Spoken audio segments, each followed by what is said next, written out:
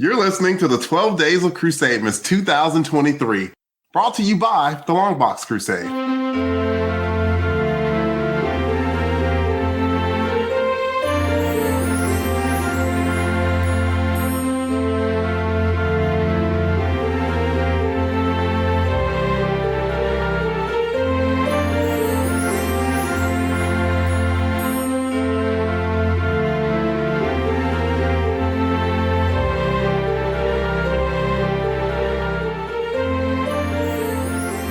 5 Astro Cities. Hello and welcome to the 5th day of the 12 Days of Crusademas for 2023, brought to you by the Longbox Crusade. The 12 Days of Crusademas is our gift to the podcast community to celebrate the holiday season, and we're celebrating this joyous season by sharing with you some comic book titles that may have gotten by you in the past. Each day of the 12 Days of Crusademas will bring you a hidden gem of a comic series brought to you either by one of our Holly Jolly co-hosts or one of our podcast celebrity guests until we get all the way to December 25th, Christmas Day. I'm your host for this 5th day of Crusademas, Delvin Williams, aka I'm Dreaming of a Dark Christmas. And here are the 3 guys I had to pull from watching Die Hard again. Joining me for today's unwrapping, guys, focus here. Yippee-ki-yay, Melon Farmer. Look at me. I'm the captain now. That's a different movie. But I got Jared to laugh. All right, first up we have Pat Sampson, aka DJ Crusados. Merry Christmas and welcome to the show, Pat. It's actually DJ Morris Feldman Christatos Kringle, since we're watching my Yippee-ki-yay, Morris Feldman Maurice Christatos Kringles. Yep. Yes. And since it's the 5th day, right? The 5th day, and on the 5th day, we hand out golden rings to everybody, right? I'll take one for certain. Absolutely. You want one? Okay, well, you'll get one. But I have a little joke for you that goes along with that. And it goes a little something like this. Why did the Olympic gold medalist quit the sport? I don't know, Pat. Why? He wanted to try his hand at becoming a jewelry maker and creating 5 golden rings. I want you to know the entire time that Jared was giving you a look. Stink eye? Yep. I feel as if he thinks that you're infringing on his bit. We did this yesterday. You remember? And now it's a bit off. Whose joke is better? That's what we're doing now. Oh my! We did do that yesterday. I did not know. Remember? And then whoever wins the big stocking at the end, full of I did not know I was in the middle bits of and bits. Off. Yep. It's a bit off, boys. It's a bit off. Okay. All right. Christmas bit off. That's what happens now. Well, in that case, then let's bring up our next contestant here. His name is Jared Albrecht, the yard sale artist, known to some people as Death Pro. Jared, Merry Christmas to you. And where's your joke, man? I mean, Pat came with the fire? I came with the guns blazing, yes. Rings of fire. The rings of fire I came with. Question mark. Well, Merry Christmas to you, Delvin. I got you a whole bag of Twinkies here in honor of Die Hard. And it's not racist just because the black character got the Twinkies and I'm giving you the Twinkies. It's coincidental. That's okay. Twinkies are delicious. Okay, good. Whew, that was awkward for a second. All right, so technically only John McClane ate the Twinkie because all of his got smashed in the car. John McClane was the one that had to eat the Twinkie because that was all that was around. So he could be John McClane. There you go. I've forgotten all that. Jason has got his PhD in Die Hard. I forgot. Action film Face Off. So, Christmas joke time. So, it's more of a safety warning, really. Be careful out there. The roads are slick. They do get icy. And speaking of icy, I recently learned that is the easiest word to spell in the English language. And as I look at it, I see why. Looks like, this competition of the bit off, it's going neck and neck. I mean, yeah, Pat brought the fire and Jared brought the ice. Yeah. Damn straight. And I'm bringing to the show Jason Albrecht, a.k.a. the Weasel Skull. Merry Christmas to you, Jason. Merry Christmas. Smile, Delvin. It's Christmas. It's a time for miracles. I didn't know we were doing joke-offs, but now that I know there's a prize, I got to get involved. So this one's just coming totally off the top of my head. I'm just going into my toolbox right now. Did not come prepared. Here's my joke. Ready? Here goes. My wife left me. I had a gambling problem. Pretty sure I can win her back. What does that have to do with Christmas? What does yours have to do with Christmas? Neither of yours had golden anything to do rings. with Mine was about ice. All right. Okay, you did have a loose count. I'm starting to regret pulling all three of you from Die Hard, to be honest with you. But we got a show to put on, and since we have a show to put on, and it's day 5. We're not to the later days yet. We have a guest joining us around the fireplace. Is a longtime friend to the show. His name is Dave Battle something. Which one is it, Dave? It's Dave Battle Van Collins. I mean, I know there's a lot of debate out there, but it is not wagon. It's definitely not wagon. It's definitely van. And I drove that van to the festively decorated studios of the Longbox Crusade. So we can all step outside when we get done and take a nice little spin in it. You know, I prepped the spot for him. I painted the sign that says Battle Wagon Parking Only, and he parked right in that spot. That's not where I parked. I ran over that sign and then parked up on the curb. Mother. Maurice Feldman. Yes, that's what you meant to say, Jared. So, yes, Dave, I see you have a gift here with you, being the kind person that you are. Could you please tell us, what do you have gift wrapped in that stocking? As you heard in the singing intro today, is 5 Astro Cities, which means we're unwrapping Astro City Half from 1998, published by Image Comics. Astro City is a book filled with characters that are new, but at the same time very familiar. Created and written by Kurt Busiek. Illustrated by Brent Anderson, with character designs and painted covers by a little-known fellow by the name of Alex Ross. Astro City began in 1995 and has been published by Image, Homage, Wildstorm, and Vertigo Comics, with a total of over 100 issues being published. Some of the main reasons I love this book are firstly the fact that they take normal characters and stories that we've often read in comics and give them a fresh, new twist. So as I said before, they feel familiar but give the audience something more. Secondly, I feel that they do a good job of showing us a day in the life kind of view of our characters, the regular lives, if you will. It's not always actions and fights. I feel this book does an excellent job of really humanizing the heroes and villains. Third, as in the book we will be discussing today, I like the focus on regular folks and how the actions of the heroes affect the lives of people who normally would not get their story told. And lastly, it's just so pretty to look at. The art style just feels right for the stories that are being told. Have any of you read any Astro City comics before? I'll start with you, Jared. No, sir, I have not, but I have to tell a brief story about Alex Ross. I met him at a con in Chicago one time back in like 2000, and I went up to him and I was like, man, I just love your work. I was like, Appetite for Destruction is one of the greatest albums of all time. You know, welcome to the jungle, baby. And he just looked at me like I from another planet. And I think it was, is it Tom or Tim Braithwaite? Braithwaite was sitting next to him, and he leaned over and he goes, it's an Axl Rose joke. He's Alex Ross, Axl Rose. And everybody laughed, and I still think Alex Ross didn't get it. I think everybody laughed but Alex Ross. He was still like befuddled.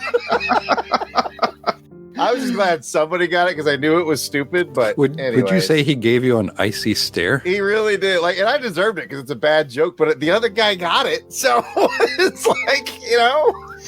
Anyway, Dave, no, I have never read an Astro City before. No points for pre-reading, but points for the beautiful Alex Ross story. Jason, how about you? You know, I have read quite a bit of Astro City. It's one of those comics that I kind of jumped onto a little bit later, but I had a pretty good run through my local comic book store. I had them pull it for me. I found the stories very interesting and entertaining. We'll talk more about it tonight. Outstanding. Pat, how about you? I have not read an Astro City comic, but I have hearsay around the comic universe and the people we hang out with and some podcasts that I listen to and all that this is definitely a comic series that is well loved by many and lots of great talk about it. So I'm glad we got a chance to dive into this one. Outstanding. Look forward to hearing what you have to say about it. And last but certainly not least, Delvin? I've never read Astro City before, and Jared, I just wanted to say, suffice it to say, your joke did not bring Axl Ross to his Shana, na knees. Take me down to the Astro City where the grass is green and the girls are pretty. Jason. He called Uber and said, please take me home. I did not know this was going to divulge into this, but okay. All right. Yes, Great. yes, you did. Yeah, you're right. Yeah. I did know. Dave, you know when you're here, you're in the jungle, baby. I did. You're gonna die! It's going to be a long day. When you're high, you never ever wanna come down. I knew why did Jason Down. Shut down. You always do this on my shows too, Jared. Just like I got my eye on you all. Why do I do this? I'm sorry. I apologize. Merry Christmas, everyone. Dave, back to you. All right. Well, now that all that's over, I'm going to give a quick summary of this particular issue. So Michael has a problem, and that problem is he is being driven mad by the thoughts and dreams of a woman who he knows everything yet nothing about, a woman that in his dreams completes him, a woman named Miranda. Michael can absolutely not get her off his mind. It causes him trouble at work, trouble with his friends, and he becomes obsessed with finding out who she is. The problem is no one knows who or what he is talking about, and everyone thinks he is nuts. He finally turns to pills to help him sleep, but even they stop working, and in a fit of exhaustion and longing for answers, he is about to take even more pills, which is when we get to meet one of our unique Astro City heroes, the Hangman. The Hangman says little, but Michael understands he is there to help, and the Hangman uses his powers to give Michael the details of a massive battle. The Timekeeper is a low-level villain who is constantly being thwarted by our heroes that inhabit Astro City. In a fit of rage, he decides to go back in time and stop them from all being born in an attempt to prove to himself he is not a loser. His efforts bring him face-to-face with the Lord of Time, who cautions the Timekeeper to go back. But like all good villains, he refuses and engages in a battle that rages across time, unraveling and reweaving the time stream. In the end, he is defeated, but some things just could not be fixed, like the fact that Miranda's grandparents never met, which is when Michael realizes she was his wife, and at the same time, she never existed. While the Hangman cannot bring her back, he can do one of two things: allow Michael to forget or grant him peace through understanding. That night, Michael sleeps without drugs or fear, but understanding and dreams of the woman he loves. So, what did you guys think of this issue? Well, Pat, we'll go with you this time. Well, Dave, I'm glad you asked. And I'm actually glad that you mentioned about this series and how sometimes they go into just other people that aren't heroes in there. Because I was wondering, was this guy a hero and he got mind wiped or something from this, whatever this time trappy guy or what this time guy tried to do? And his mind got like wiped out or something like that? I didn't know, but I'm glad you said what you said, that this is just a day in the life or a quick glance at a normal human like me having an issue, dealing with something that happened by a bunch of supers. And so I thought it helps me understand this one a lot more now, and I really appreciate that. Looking at the art of this one, oh man, this is great. The Hangman guy, man, what a kind of creepy guy you don't want to see come into your room at night, but looks cool. Yeah, I wasn't sure what to expect in this one.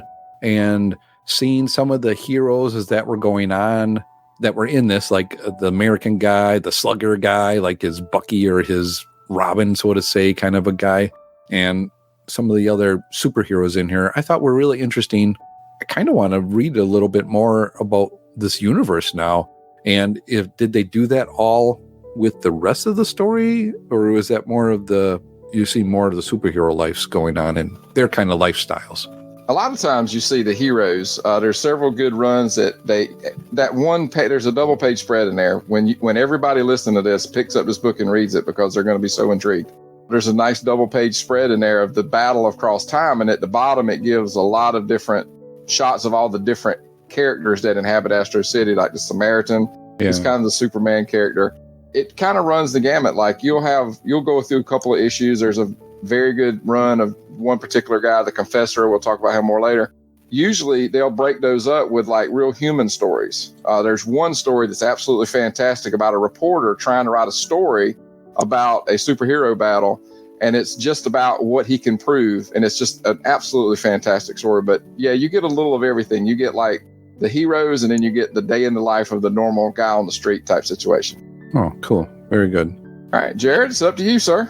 Listening to Pat just kind of gush about it as a first-time reader really makes me wish I'd read it. I didn't, but if I had, I probably would agree with him on this one. I was wondering who was going to not do the homework. Good-looking cover, you know? The back cover was also nice. The weight of it felt like a comic book. The paper was of good quality. Staples, shiny. All right, I'll stop. So, no, echo what Pat said. That was really cool, and I'd never dipped a toe into Astro City before, but I think you did something really well here, Dave, and I don't compliment you a lot, so really put your headphones on tight and listen. Let me focus in. I'm just going to look. I'm just going to stare into the camera and look at you carefully, because one of the things that we tell people when they bring a book to Crusademas is bring an issue that well represents the entirety of the series, and I think you hit a home run here, because I read this, and by the time I was done with it, I was like, I get it. And now I get why it's called Astro City. It's about things going on in the city. It doesn't have to follow this guy or that guy or this character, that character. It's about the city and the goings on. And through that conversation you just had with Pat, it just reinforced that. So that came through. I felt that come through the pages. So everything that Pat said, plus what a great book to sample the entire series. And I was really jazzed about it. I'm glad you enjoyed it, Ray. And you're right. Anytime somebody asks me that's not a comic book person, they go, have you got a comic book that you can show me that will maybe pique my interest? This is one of the first ones I always give them, because it's not all capes and battles. It's a more human story. And quite frankly, it's one a lot of people can understand. I mean, there's no battles through time, but we've all suffered loss in our lives. And sometimes this is all about, him suffering a loss and how he deals with it. So I think it represents the series well, like you said. And I just think it's just a really great story, top to bottom. It's quick. I mean, it's a short story. To me, it does sum up the series very well. And again, you made an excellent point.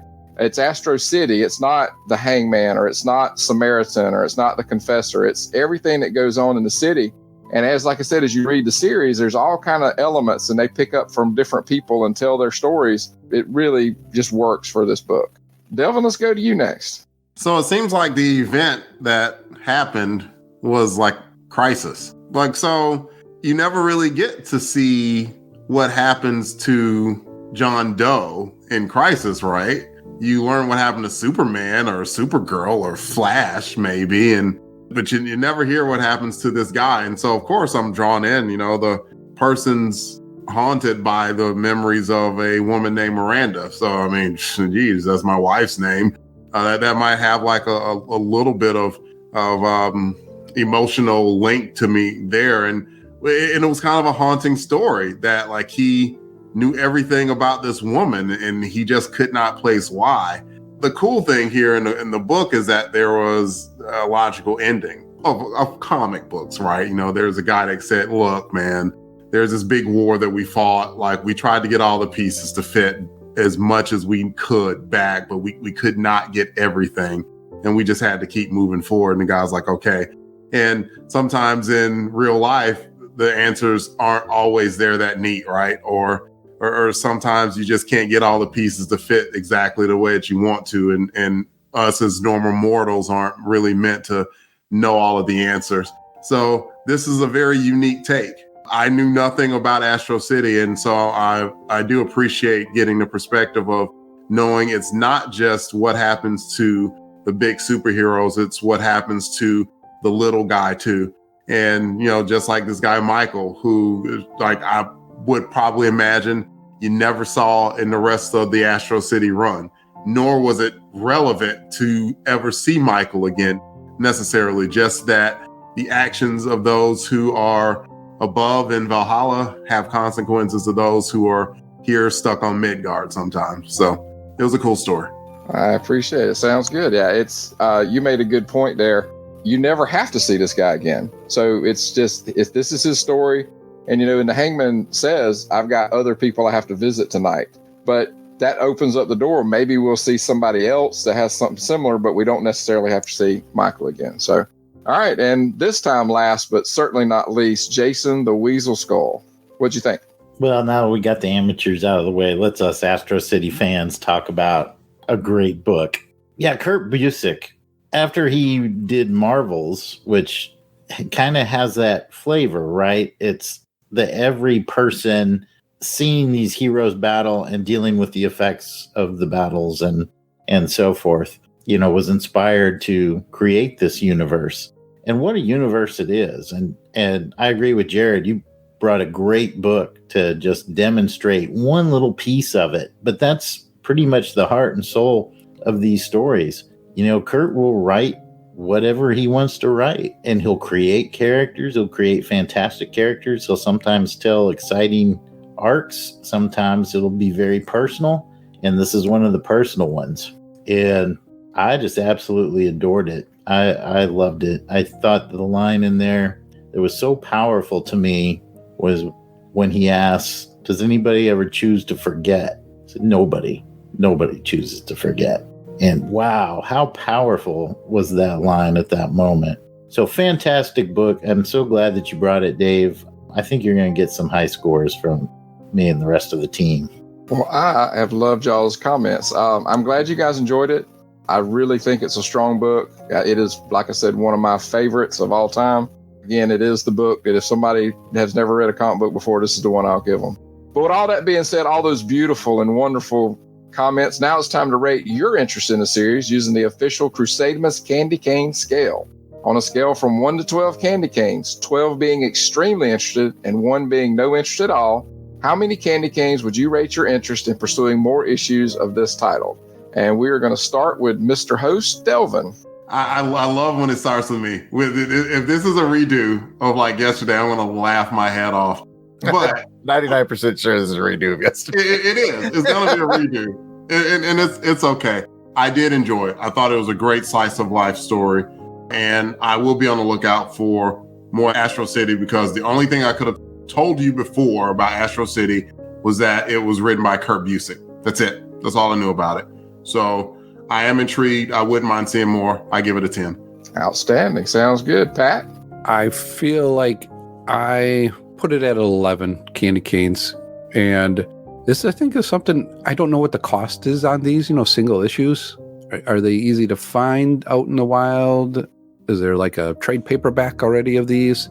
I've grabbed a lot of them out of like dollar bins. Okay. Let's say I saw 10 today, actually, in a dollar bin. So yes, you can find them pretty easy. All right. Well, then you know what I'm going to be doing when Heroes Con is around again. I'll start. That'd be your digging, buddy. Do some digging for some Astro City then, definitely. So I'm at 11. Sounds piqued good. my Sounds interest. good. Mr. Yard Sale, Jared, how about you? If I read it, never mind. Boy, I tell you, I'm right there with him. 10 and a half candy canes. Thanks, Joe. Wait, yep, fact check just in. Listen to this dope new beat I just made. Yeah, no, that you're not Joe. You're Jared. I know that for a fact. I'll join Delvin with 10. I think that's a good spot to land for me as well. That's a high mark. That definitely means if I'm flipping through, especially like a 50-cent bin, it's getting pulled. Like I'm not going to flip past one. So maybe even $1. Yeah, I might go $1 a book on those. And if I saw a good deal on an omnibus or a trade, I'd be willing to look into that. So yeah, no, that's a strong one. This is a good book, and I'm glad you brought it. Thank you, sir. Good score. I appreciate it. And Jason. Judging by this book alone, going with the humor, heart, spectacle, and art, I'd have to give humor a 1. Not a lot of humor in this one. However, I do know that there are some series that have quite a bit in the series. They have quite a bit of humor, but with this one, I'll give it a 1. Heart, full 3, obviously. Spectacle, I'm going to give it a 2. There's not a lot of huge battles, but there's that great splash page. And to me, the spectacle was the inner conflict, and it was just really well told. And art, 3, man. This art is just gorgeous, and it's perfect for the theme of the book. So that, if I'm doing my math right, that's 3, 6, 8, 9. 9. Jared says 9. And so I'm going to go ahead and bump it up 1 for your enthusiasm and give it a 10 as well. Well, thank you very much. I'm glad you guys enjoyed it. So let me just give one last recommendation for this series. I highly recommend the Confessor storyline from Volume 2, issues 4 through 9. It's a fantastic run. I promise you won't be disappointed. You can also pick that up in trade paperback as well, but that is probably one of the, if not the strongest runs in the series. It's got a lot of twists, a lot of turns. I highly recommend it. And that will wrap up day 5 of the 12 Days of Crusademas. We love to hear from you if you're familiar with any of the comics that we cover here on the show, or if you gave one of our recommendations a try. Let us know what you think. Twitter, Facebook, Instagram, YouTube. You look up Longbox Crusade, you will find us. Email address, contact@longboxcrusade.com. Phone number even. You can leave us a voicemail at 707-532-5269. That is 707-532-LBOX. Pick up the Christmas phone. Pick up the Christmas phone, everybody. And if you're loving Crusademas and didn't get a chance to listen last year, or just want to hear more Crusademas, if you scroll far enough back on our feed, you can find all the episodes from Crusademas past from 2017 all the way through 2022. Thanks for listening, everyone. Be sure to come back tomorrow to find out what the next gift is from under the tree here in the festively decorated Longbox Crusade Studios. Thanks for having me, fellas. I hope everyone has a fantastic holiday season filled with friends, family, and good cheer. Until next time, DJ Christados, play me a Christmas jam. Wickedy, wickedy, wickedy, wickedy, whack.